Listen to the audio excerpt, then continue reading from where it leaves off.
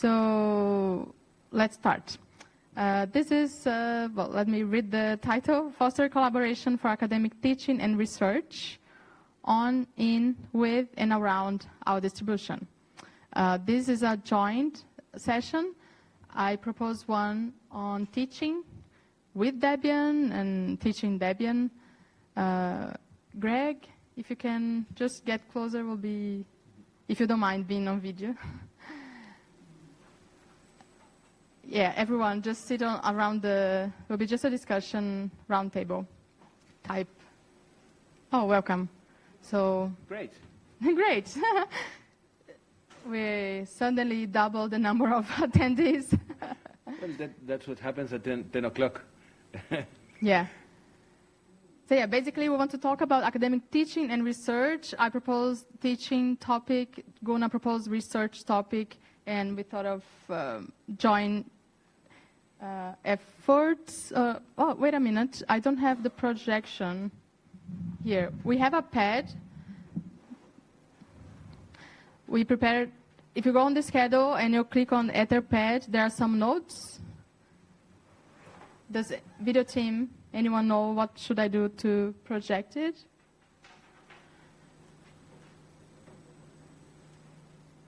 Apart from plugging the HDMI cable, this is on.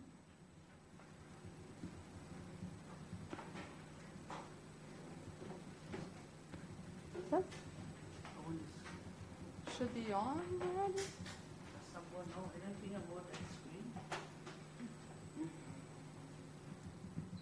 Pressing the power button usually helps. Touch? Yay! Magic. New technology, I'm not used to that. Yay. Okay, so that's the pad, but I welcome you. I invite you all to check on our schedule. There's a link to the Etherpad.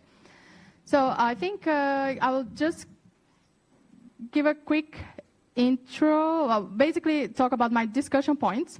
And I do have some experience to share about my own work and a friend, Professor Paulo Meirelles in University of São Paulo, Bremner, which is another Debian developer that already left the conference, but I talked to him before he leaves. And also Gunnar has some teaching experience. But from my proposal and what I wanted to discuss, those are the points.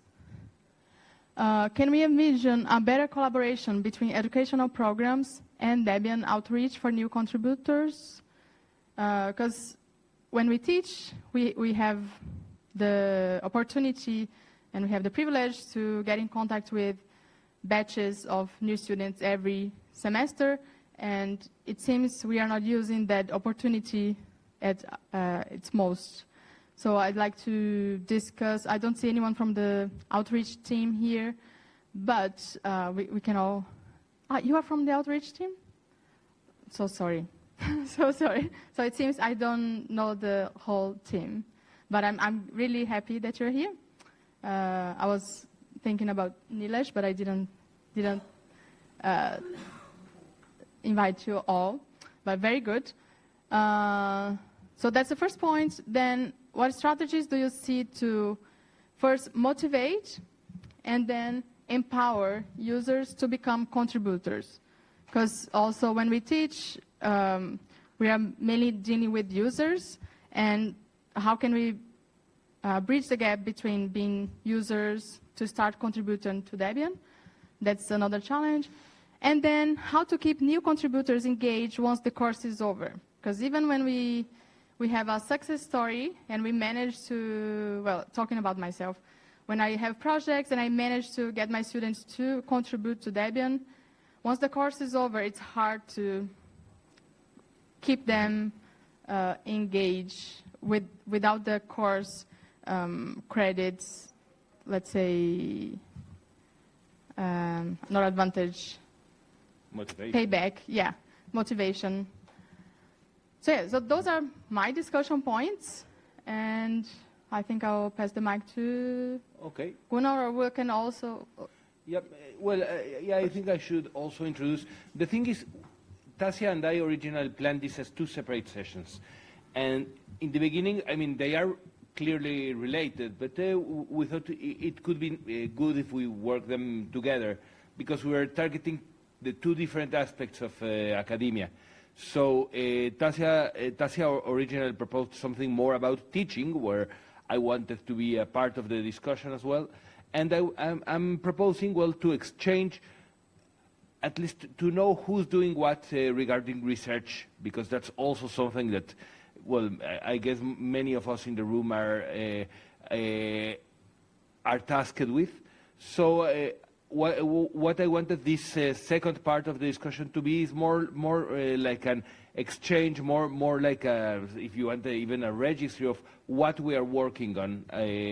So maybe we can bridge some topics or work together and well, get to make a academic collaboration, so that the work we do on Debian reflects also on the other aspects of our lives.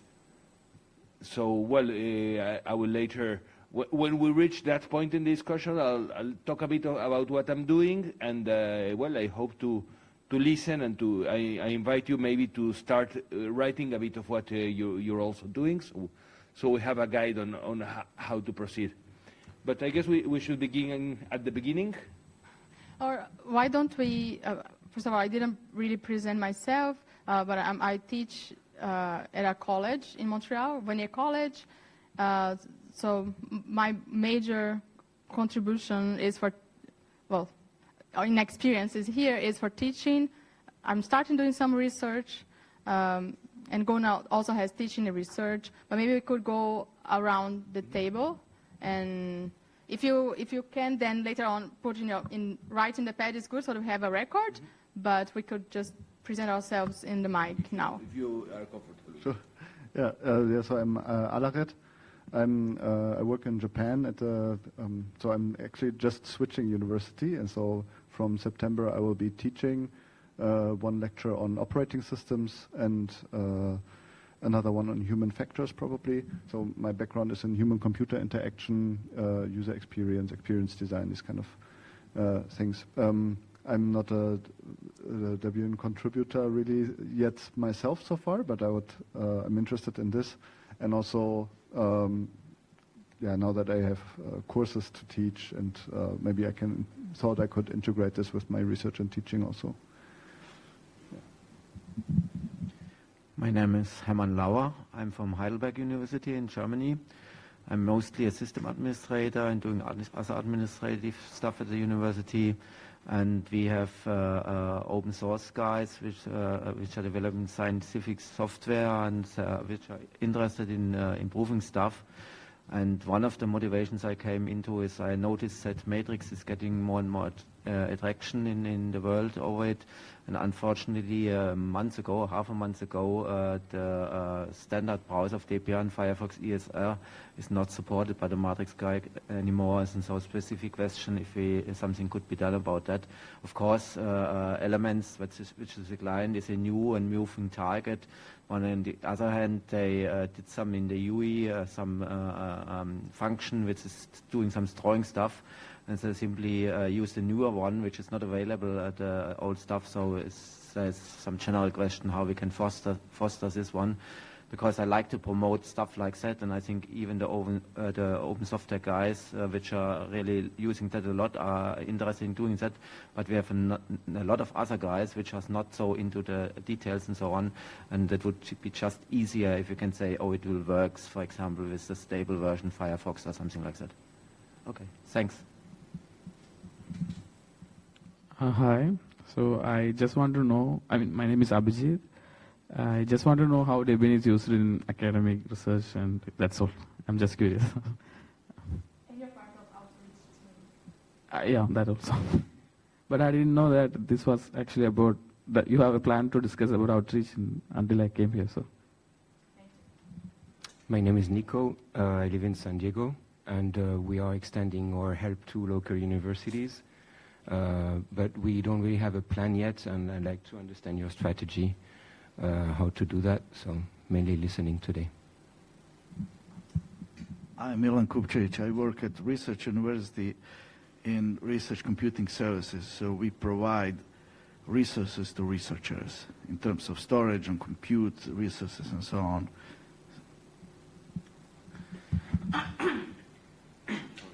My name is Shen Qi, and I'm a current Debian maintainer, and also I've done a lot of TA work in my university, Tsinghua University in China, and I was the president of a Linux user group in my school, and I am interested in maybe academic training and maybe how to motivate or cultivate new Debian users in our academic progress or TA progress, something like that. Yeah. Hi, my name is Gregory. I'm mostly curious to see how it works with Debian and open source in academic teaching.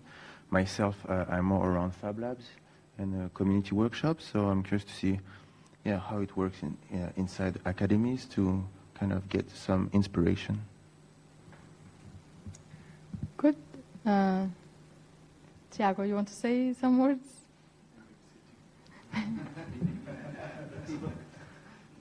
He's taking care of the next generation. Let's put it like that. Okay, so may I share a little bit about my experience? I listed here in my teaching role, two things. The first one is my course. I teach a Unix course, which basically we teach Linux. So there's the first phase.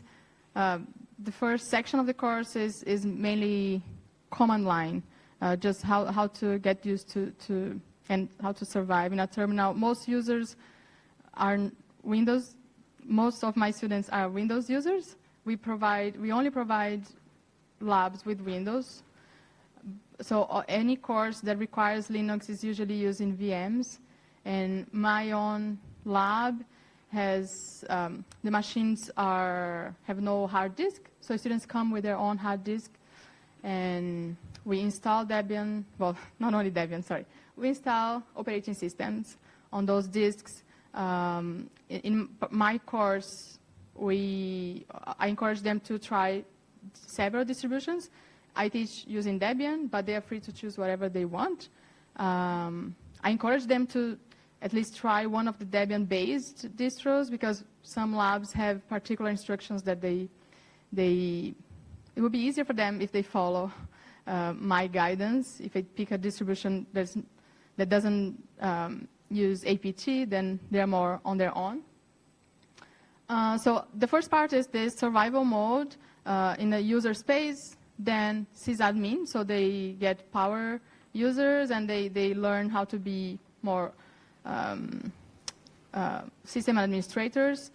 And at the end, we work with VPSs, so they rent a space, and they're able to set up a server, their websites, or their projects online, not only web projects. And at the end, so the third part of the course is project. And they are free to choose their topics. Again, I encourage them to do something. Well, actually, I encourage them to do anything on open source. If they do within Debian, then I'm usually more capable to help and to guide, but they're really free. I give bonus if their contribution is somehow incorporated, or even if I consider bug reporting and discussions in public forums as contributions. So if they report bugs as part of their work, or if they do any kind of translation or just talking in official channels, mailing lists, I consider those all contributions, and they get bonus points. So teaching, well, being in a position to create bonus, I think is a privilege, and I do use that for the good cause. So I do give bonus points if they do any valid contribution to open source, and at the end they present their project, whatever it was. Many of those projects are really, how can I say, don't leave outside the course. So many of the projects are really just so that they finish their coursework, But some students have the intention to continue. For instance, one group of students, 3 years ago, they built their own live systems, their live image, which they call Vanier OS. So they prepared a live system with all, with a system set up for Vanier students. So they would look at all course they have in the program and all software they use from all semesters and try to install even package software that don't have a Debian package. They would somehow install and prepare. Well, they try their best to cover the most possible. And that project was just the seed for my second point there, my extracurricular activity, which is the Floss Club. So this group of students that started 3 years ago, they continue. So with this Vanier Floss, Vanier OS was the seed, but then we created this club. So they are not my students anymore. And this club has visibility outside the classroom. And this already motivated, and it's kind of an outreach group within the college. And we do events. We have a Floss Day once a year. We have a Floss Day. We have a research project that we are doing. I can talk about when we go to the research. We're doing a research in usability. And but this all started in my course and with those students that graduated. And now even students that were not my students, they approached me, like one of the very active students now, Justin, he was never my student.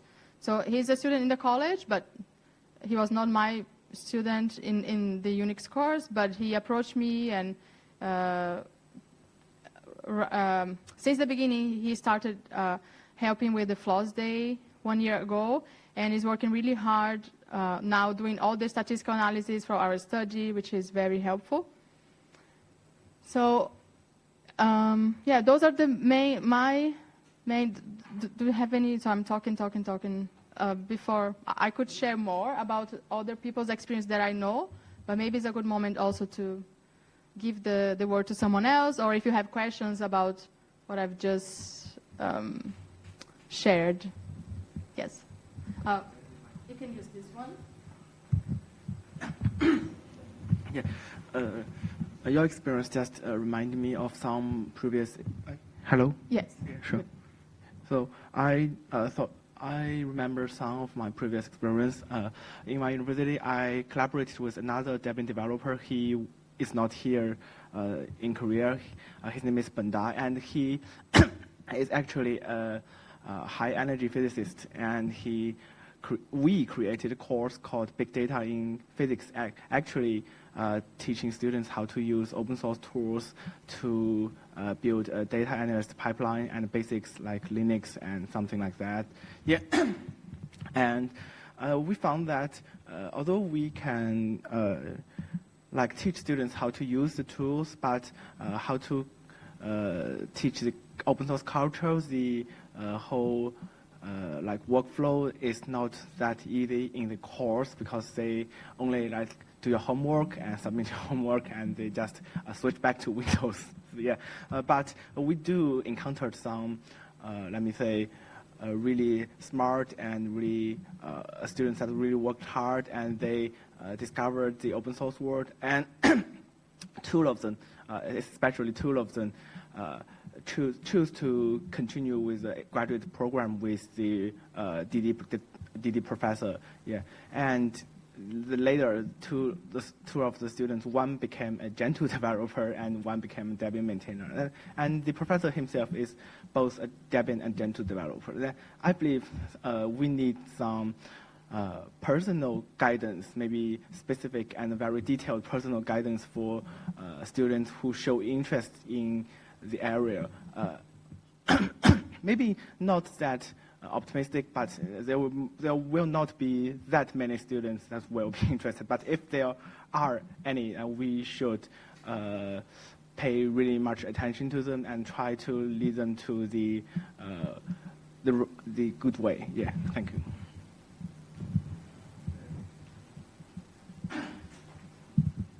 Yeah, I have one question maybe. So I guess in the Linux 101 course you mainly try to get people familiar with command line and more of the technical parts, but how much do things like how the Debian community works versus how other Linux community or other communities around open source projects work and these things, how much can you address this in the course?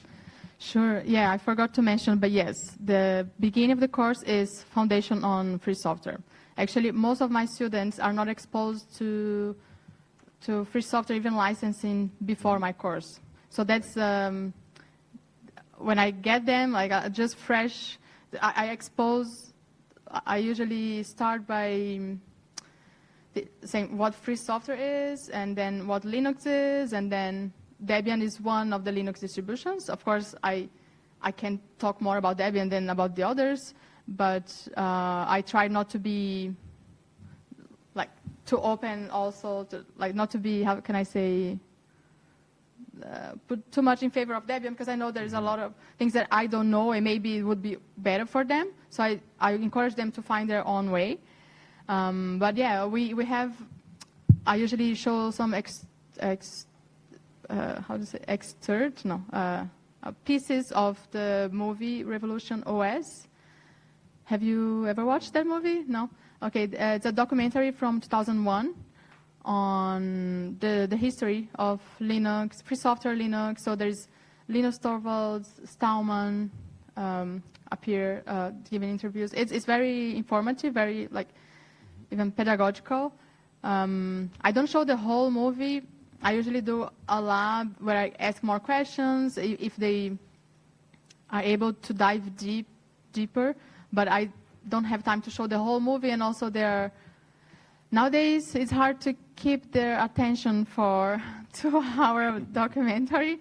It's 1 hour and a half, but I just select a few parts that I want to show. I also show interviews, TED Talks. I have one TED Talk from Linus that I like to show. It usually make them laugh. So I try to engage. So I do this foundation job even before we get to commands. So I was not explicit, but yes, I think it's important because unfortunately, at least in my experience, like in my program, there's no such a space in the program. So if they don't learn that in their Linux course, they will not learn outside. So I take care of that. And then in the FLOSS Club, so whenever we do FLOSS Day, so we do this event once a year. We try to do once a year the FLOSS Day, which is like a day of talks and workshops and knowledge sharing. And we do have a good outcome. We usually get 20, 30 students, which is good.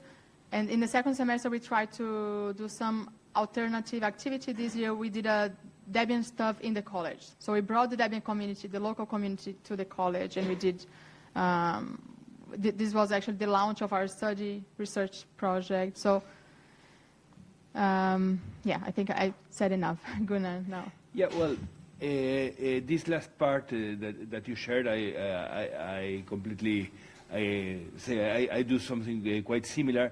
The thing is, well, as for my experience, I teach operating systems, but I never wanted to take advantage of my position as, well, a member of an operating system distribution. So whenever people tell me, oh, so you teach Debian, I'm very clear, no, I don't teach any operating system. I try to teach the theory that any operating system must implement.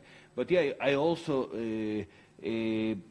try to do, well, basically what you did, to put emphasis on licensing, to put emphasis on, well, why I choose a free software distribution, maybe some points on why I chose Debian, because during the course you always compare. There's no way not to be comparing things.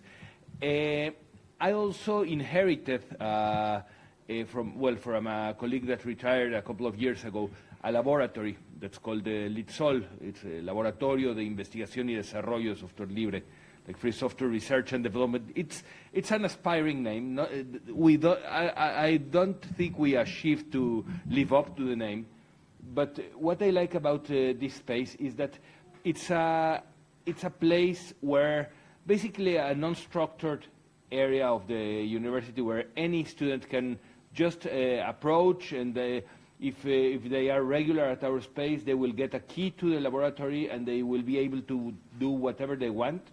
Of course, we try to make it about academic activities using free technologies, and it is like self-regulating, and it works very well.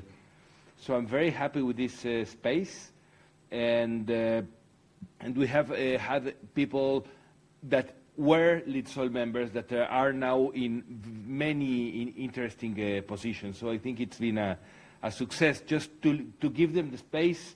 Of course, we have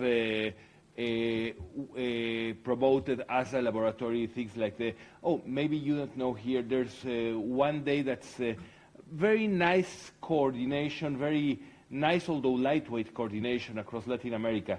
That's called the FLISOL, the Latin American Festival of Free Software Installation. That's the last weekend of April. There are activities all over Latin America about promotion of free software. And well, that's like the one activity we do year after year. Good. I can relate to that too. I have the privilege to teach, since my course is Linux, I think I'm in a better position on like using the space I have to talk about Debian, and to when I say I use my power position, or I make the decisions in my course, so I can decide what I will emphasize. And when I give bonus, for instance, for contribution, it's not because just I want to favor Debian or any project in particular, but it's more because they will be better system administrator if they are able to engage with communities. So that's how I justify that even in my department. And why do I do that? There is also a pedagogical justification for that. Because if they're not able to engage, if they're always relying on ChatGPT to give their answers, they might be in trouble in the future. So that's how I justify even for them. About justification also, I tell the students in the operating systems course, well, the target for this course is written in the description, it's official, but I add some targets. And among the targets, I add 3 targets, but one of them is to teach them how to use free software oriented, but mostly group work oriented tools for software development. So one of the points I added in the second part, that's one of the things I've done a bit more towards research, but started really as an experiment on implementing it for the classes, is to stop using Moodle or similar learning management systems because students hate it, and replace it completely with Git. So I know that students struggle a lot to understand what Git is about, and I know they hate me at the beginning, but that's good because at the beginning we are still getting the hang of what the subject will be. And then everything they hand to me, it has to be in a Git repository, but not only that, it has to be on the same Git repository that everybody else does it.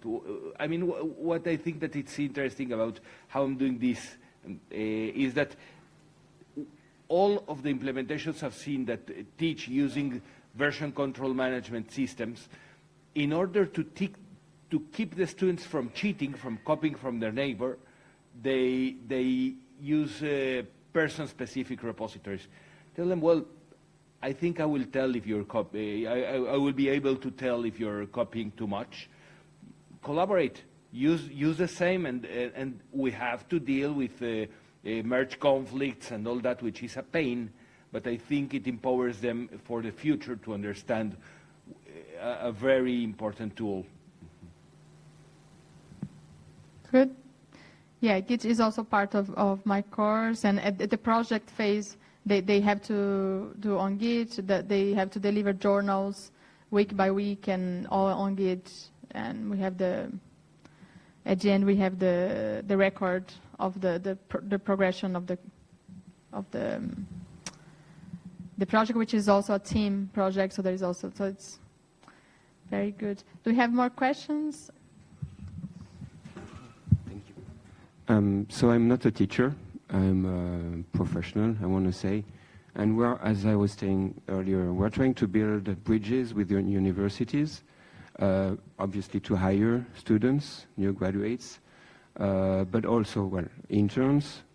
But more broadly, how do we create relationships with teachers or students? I'm kind of tired of going to job fairs, interviewing students. Is there a better way to create bridges? What would be your recommendation? What I would say, possibly, I have no idea. First of all, I don't, and I know that it's not exactly what you're asking. I don't like that in many places, in many universities, they try to teach specific tool to students so they are better prepared for the work. I think that's not the place of the university. But I understand what you are after. I think an important point, and what I have tried to do with a couple of friends, is to be invited to classes, not to just stand in the hallway and offer them good jobs and that, but to go to classes and present what you're doing and present the challenges you're facing. So it's not just a big company that, you will get these job benefits and that. No. Why is your job intellectually challenging and stimulating? I think that would be among the best ways to reach the students. So in my college, we do have internship at the end of the course of the program, and we have a team of teachers that interface with industry. And we try to make the bridge. We don't do any selection process, so we just provide the pool of companies and the pool of students, and they talk to each other and they select the interns. And students can also find internships outside that pool, of course. And I know there are many colleges and universities that have this kind of setting, and we also encourage students to find jobs not only in Montreal. So there are some remote internships too. Since this is the reality nowadays, it's good if the students are also experiencing this remote work style. I would say maybe try to find in academic programs, because I think this is all around the place. People have that database of companies that they can refer students, and so maybe add your company. If you want me to add your company in our pool, we could do that. But yeah, I think that's the way to go. Any other question? Yes. I have several, but Please. I have two maybe major questions for you who are already teaching in this field. Do you feel you're a bit the only person in your department who is trying to move this forward, or do you have more other people also supporting this effort in terms of other faculty members? Maybe that is... Okay. Yes, I feel like I have support. My colleagues find what I do interesting and they support, but they don't join the effort. They support, but it's my work. So it's more like moral support. Yeah, I feel more or less the same. I mean, I know several of my colleagues are long-time Linux users, even have contributed to several projects, but I feel I am the Linux person in the faculty. And, I am honored and flattered that's the case. I am far from being like a brilliant academic, but I try to make it clear that this is what I'm doing, that I'm trying to get what I do at the university in any way to be able to be applied. So, for example, my main role is to be a systems administrator, and I only teach part-time. So for many years, my role in Debian was to package the tools I used, for example, for my websites. I'm not doing that anymore due to the severe brain deadness of the PHP community, but I'm very sorry. But yeah, and what about, to bring the other topic we were interested in, what about research? Is any of you engaged in researching, publishing topics, something that you would like to share? I just listed here the main 3 activities I've worked on in the last several years. As you probably guess, my main line currently is related to keyring, to OpenPGP and related stuff. I have published several articles since 8 years ago. 8 years ago, I think. And it's completely Debian related from the onset. My first work on that was an analysis of the keyring to understand social relations in the project. And then, Git as a teaching aid, as I already told you. And I did a project. I'm not pushing it anymore because I don't have the time, but it's a topic that also interests me a lot, on privacy and anonymity.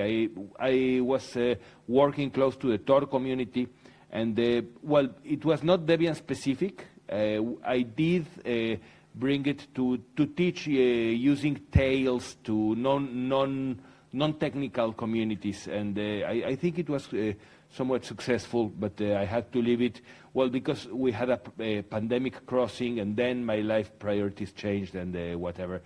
But I'd like to hear from others in the audience as well. Anyone else want to If there are share? some. Yeah. So I can share my preliminary, as I didn't publish yet, but it's a research project with the group of students, the Floss Club. First it started just as trying to reproduce some usability tests from, I think, 2017. There were some usability tests on Debian.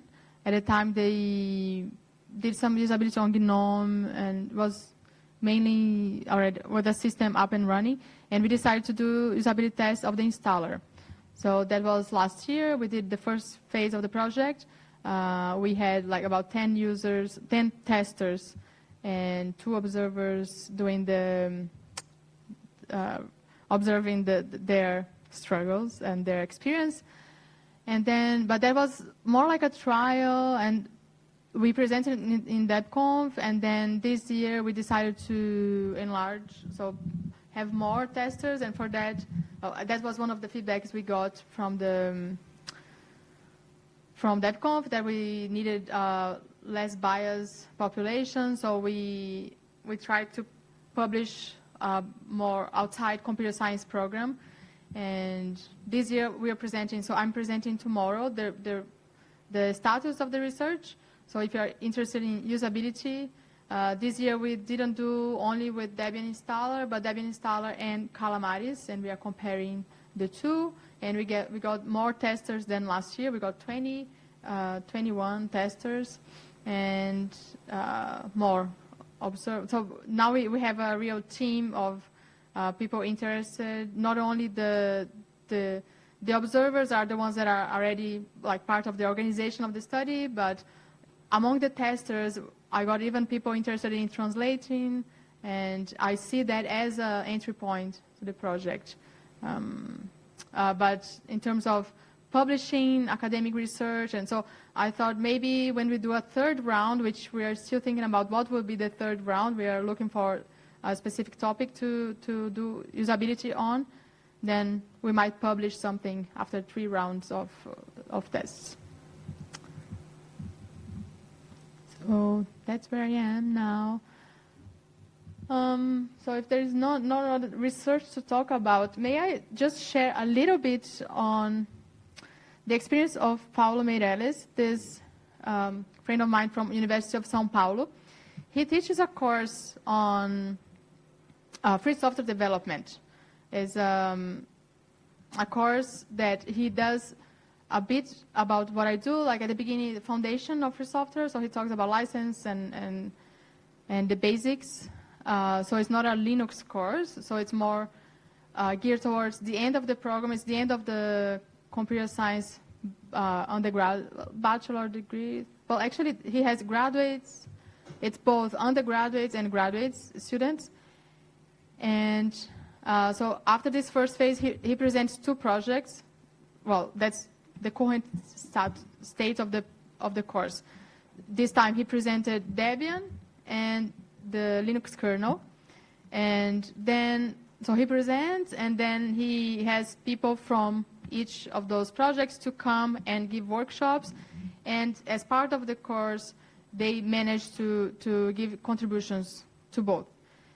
So Paulo's experience is like my model, or what I wanted my course to do, to have more concrete contributions by the end of the course, which I usually don't manage to. I think I have less time, and also my students are younger and less mature as developers, so it's not, I don't think I need to put pressure on myself or my students to have a similar, but anyways, it's a very good experience from what I see, what I witness, and I wish we had more of that. So especially if you get access to a bit older, more mature generation of students, and you can have those hands-on workshops and activities that will really lead to real contributions. That is, I think if we had more of that, it would be awesome. On my side, since in my course I don't envision having that, going that deep. So maybe in my extracurricular activities, I'm thinking of how to incorporate some of that in my FLOSS Club activities. And that's when I think it would be good if we talk about also the outreach team, because I think this can really, like, we should try to find a bridge.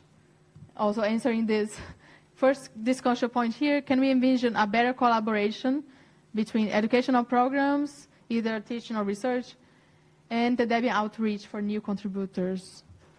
So maybe some words from the outreach team. Do you have like any idea in mind that we love to hear?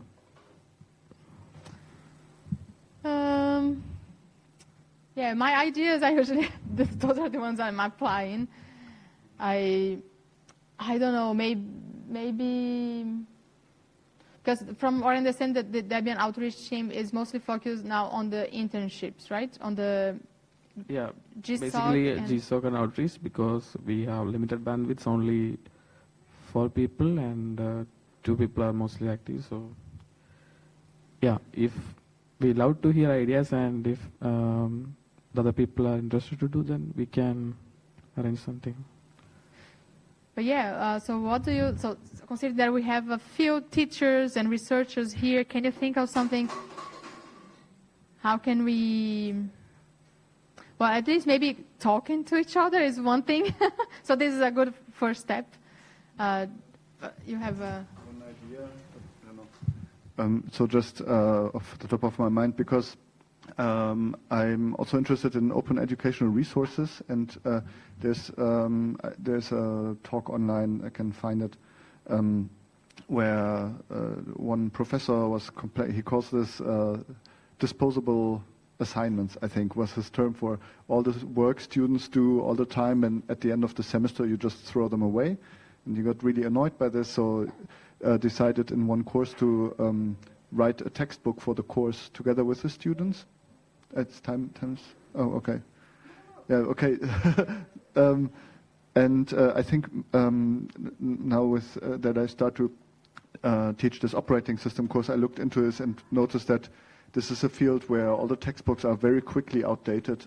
So some of the most commonly used I found they explain how BIOS works, for example, which is not very common anymore in modern operating systems, and also the bootloader processes. A lot of things change very quickly, so maybe this is also a way to maybe have a collaborative textbook thing, for example, creating some shared resources maybe as part of the classwork. There could be something.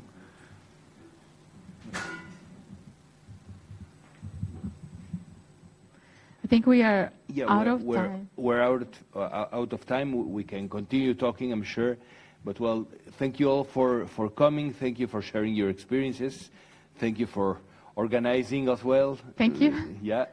And, well, it's been a good session. I hope we continue to foster this.